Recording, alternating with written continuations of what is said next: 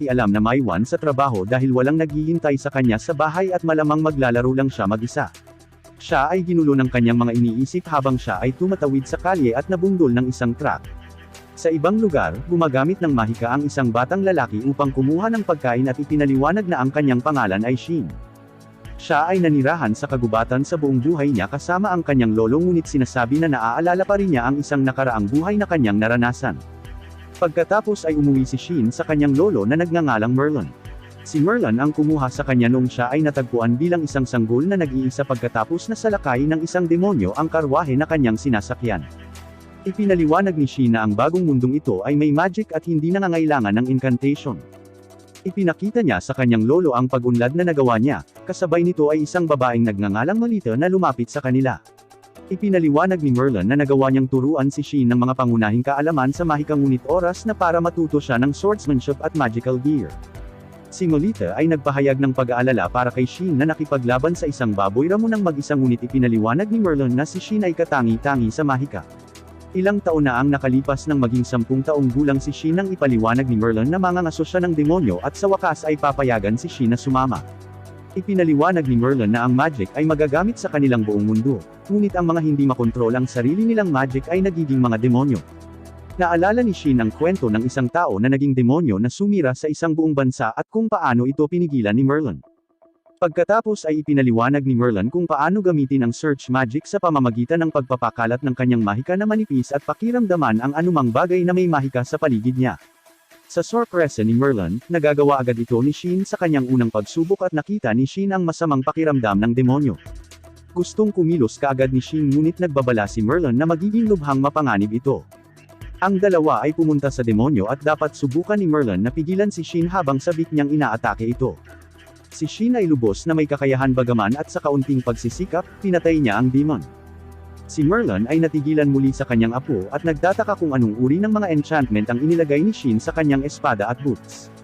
Noong gabing iyon, napag-usapan ng mga matatanda kung paano naging isang ganap na prodigy si Shin dahil mas mahusay na siya sa magic kaysa sa karamihan ng mga nasa hustong gulang at mabilis siyang sumusulong sa pagsasanay sa espada.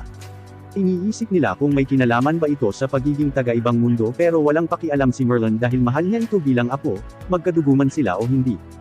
Hindi makapaniwala si Melita na naririnig niya ang mga salitang ito mula sa lalaking dating kilala bilang The Lord of Destruction, ngunit sinabi niya na iyon ay nakaraan na.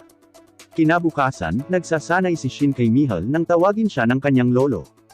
Inihayag ni Merlin na hindi niya talaga siya lolo ngunit sinabi ni Shin sa kanya na matagal niya nang alam yon.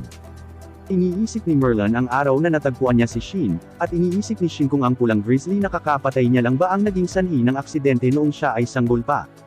Umaasa siya na iyon nga, dahil ibig sabihin ay nakaganti siya at tinanong niya si Merlin kung kilala niya ang kanyang mga magulang. Ang kanilang mga katawan ay nasira ng hindi na makilala at wala siyang alam tungkol sa kanila. Itinuro ni Shin kung paano siya hindi masyadong nabalisa tungkol dito dahil hindi niya kilala ang kanyang mga magulang at wala siyang namimiss dahil mayroon siyang lolo. Ngayon ang oras ay sumulong nang makita natin na si Shin ay naging 15 years old na at lahat ay nagtataka kung ano ang kanyang gagawin ngayon. Ipinaliwanag ni Shin na hindi pa siya umalis sa kagubatan at plano niyang pumunta sa isang bayan sa unang pagkakataon. Gusto nilang malaman kung ano ang gusto niyang maging at ipaliwanag na ang pagiging sinanay ni Merlin ay nangangahulugang magagawa niya ang halos kahit ano. Laking gulat ng lahat nang marinig nila na hindi pa nakakapag-shopping si Shin at pinagalitan si Merlin dahil sa hindi niya pagtuturo sa kanya ng mga karaniwang gawain. Walang masyadong alam si Shin maliban sa kung paano lumaban at gumamit ng magic pero sinabi ni Merlin na ayos lang ito. Pagkatapos, napamangha ni Shin ang grupo nang gumamit siya ng magic na ginawa niya mismo, ang teleportation. Namangha sila nang sinabi ni Melita kung gaano ito kahanga-hanga na madaling natutunan ni Shin ang lahat ng magic na itinuro nila ni Merlin sa kanya. Lahat sila ay nagtataka kung bakit sila dinala ni Merlin sa kung saan habang inihayag niya na ito ay para sa kanilang sariling kaligtasan at dapat silang maghanda. Hiniling ni Merlin kay Shin na ipakita sa kanila ang isang attack spell at ipinunto ng spectators kung paanong hindi pa nila nakita ang isang kamanghamanghang apoy tulad ng nilikha ni Shin. Pinag-iisip ang mabuti ni Shin ang paglikha ng spell at nagpakawala ng mapangwasak na pag-atake ngunit sinabi niya na ito lang ang magagawa niya ngayon. Ang lahat ay natigilan sa napakalaking pinsala at pinagalitan ni Melita si Merlin sa hindi niya pagtuturo sa kanya kung paano maging mas maingat. Sa gabing iyon, tinalakay ng lahat kung gaano kapanganib na ipadala si Shin sa mundo gamit ang kanyang napakalaking kapangyarihan. Ang mga bansa ay lalaban para kontrolin siya at ang masama pa ay si Shin ay walang alam sa kung paano gumagana ang mundo. Nagkaroon ng ideya si Merlin na i-enroll siya sa Magic Academy, upang matutunan niya ang tungkol sa mundo.